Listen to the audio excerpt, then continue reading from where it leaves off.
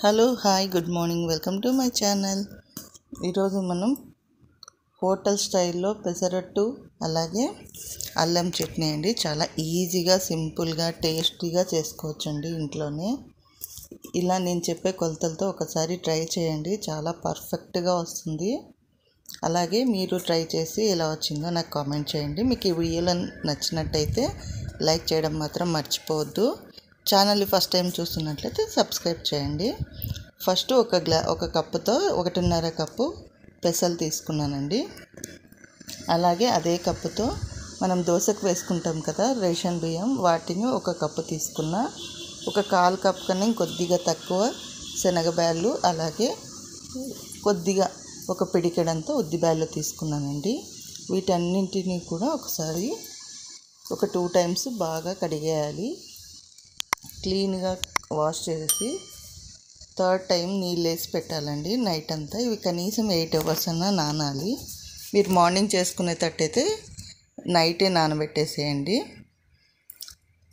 Morning చూడండి చాలా బాగా నానిపోయినాయి. ఇప్పుడు వీటిని ఒక మిక్సీ జార్లో వేసుకుందాము. అందులోకి కొద్దిగా అల్లం వేసుకోవాలండి. టేస్ట్ చాలా బాగుంటుంది పెసరట్టు. అలాగే మనకు కొద్దిగా కారం కావాలనుకుంటే ఒక 4 పచ్చిమిర్చి, కొద్దిగా జీలకర్ర వేసుకోవాలండి.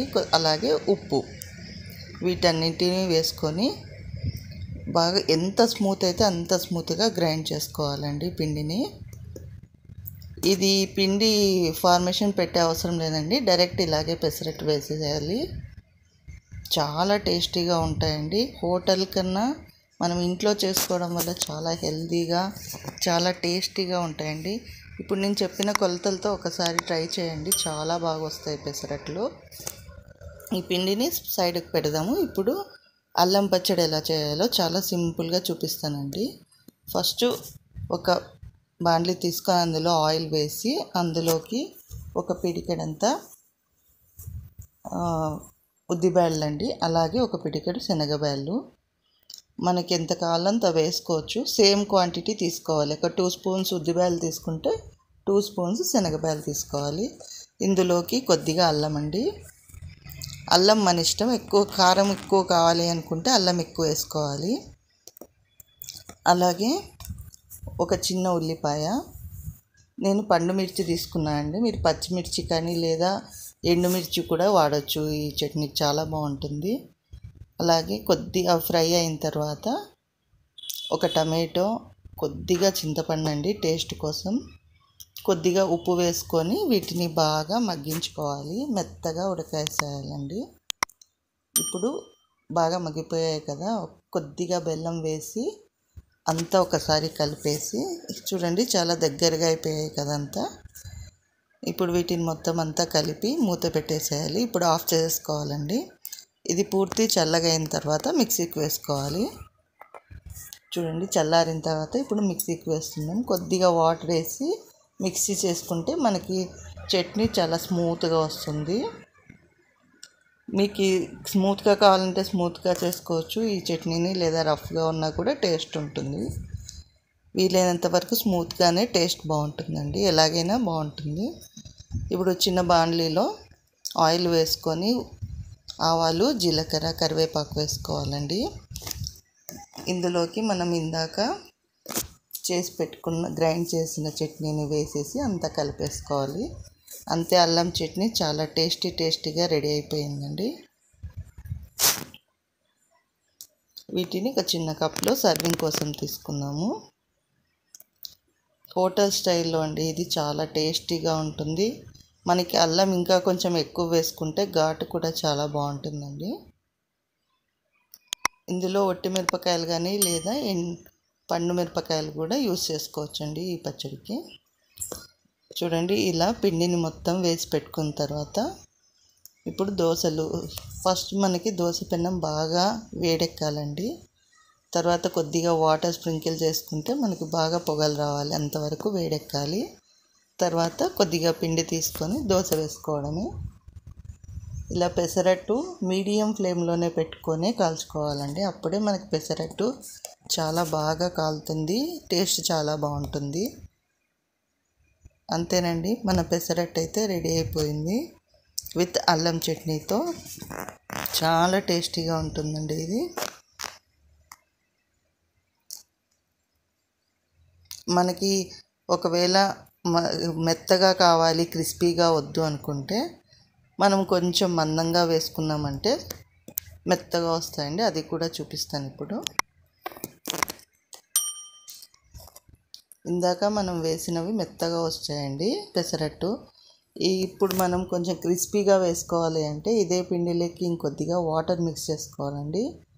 వాటర్ ఎక్కువ వేసుకుంటే పిండి పల్చన అవుతుంది కదా, అప్పుడు మనకి క్రిస్పీగా వస్తాయండి పెసరట్లు. ఇందాక వేసినవి కొద్దిగా స్మూత్గా మెత్తగా ఉంటాయి. చూడండి, ఇలా బాగా ప్యాన్ హీట్ ఎక్కిన తర్వాత ఒక స్పూన్ వేసుకున్నా చాలండి. పిండి బాగా స్ప్రెడ్ అయిపోతుంది. ఇది చిన్న ఫ్లేమ్ మీద పెట్టుకొని ఫస్ట్ దోశని స్ప్రెడ్ చేసుకోవాలి. తర్వాత మీడియం ఫ్లేమ్లో అడ్జస్ట్ చేసుకోవాలి మంటని. మీడియం ఫ్లేమ్లో పెట్టి కాలిస్తే పెసరట్టు చాలా బాగా కాలుతుంది అండ్ క్రిస్పీగా కూడా వస్తుందండి. చూడండి, మీడియంలోనే పెట్టి మనం పెసరట్టుని ఒక 2 మినిట్స్ వరకు కాల్చుకోవాలి. అప్పుడే పైనంతా మనకి బ్రౌన్ కలర్ కనిపిస్తుంది కదండి, అప్పుడు బాగా ఫ్రై అయినట్టు. ఇప్పుడు ఇంకొక సైడ్కి టర్న్ చేసేసుకోవాలి. పైన కొద్దిగా ఆయిల్ వేసేసుకోవాలండి.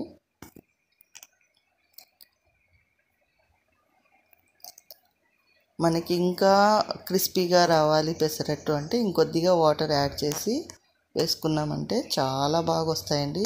మీకు స్మూత్గా కావాలనుకున్నా వేసుకోవచ్చు. ఇదే పిండితో కొంచెం వాటర్ యాడ్ చేస్తే కరకరలాడుతూ సేమ్ హోటల్ స్టైల్లో వస్తాయండి పెసరట్టు. చూడండి ఎంత క్రిస్పీగా వచ్చిందో.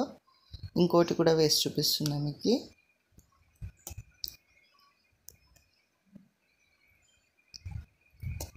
చూడండి, ఎంత మనం కొద్దిగా ఒక స్పూన్ పిండి తీసుకున్నా కూడా మనకి మొత్తం పెన్నం మొత్తం స్ప్రెడ్ అవుతుందండి. అంత బాగుంటుంది ఈ పెసరట్టు.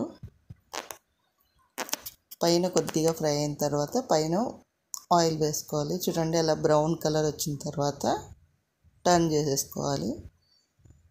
మనం ఎక్కువ తీసే అవసరం కూడా లేదండి పెసరట్టుని. అవే సైడ్కి లేచి ఉంటుంది అప్పుడే మొత్తం ఫ్రై అయిన తర్వాత. అంత బాగా వస్తుందండి పెసరట్టు. ఒకసారి మీరు కూడా ట్రై చేసి ఎలా ఉందో నాకు కామెంట్ చేయండి. అలాగే మన ఛానల్ ఎవరైనా సబ్స్క్రైబ్ చేయకపోతే ప్లీజ్ సబ్స్క్రైబ్ చేసుకోండి. అలాగే మన ఛానల్లో చాలా వీడియోస్ ఉన్నాయండి. మీకు నచ్చినట్లయితే లైక్ చేసి సబ్స్క్రైబ్ చేయండి. అలాగే పక్కనే ఉన్న బెల్ బటన్ని యాక్టివేట్ చేసుకోవడం వల్ల బెల్ బటన్ని ప్రెస్ చేసి ఆల్ అని ప్రెస్ చేస్తే మనం ఏ వీడియో పెట్టినా మీకు నోటిఫికేషన్ రూపంలో ముందుగా వస్తుంది. ప్లీజ్ సబ్స్క్రైబ్ చేయకపోతే వెంటనే సబ్స్క్రైబ్ చేయండి. ఇంకా మరెన్నో వీడియోస్తో మళ్ళీ కలుస్తా. అంతవరకు థ్యాంక్స్ ఫర్ వాచింగ్.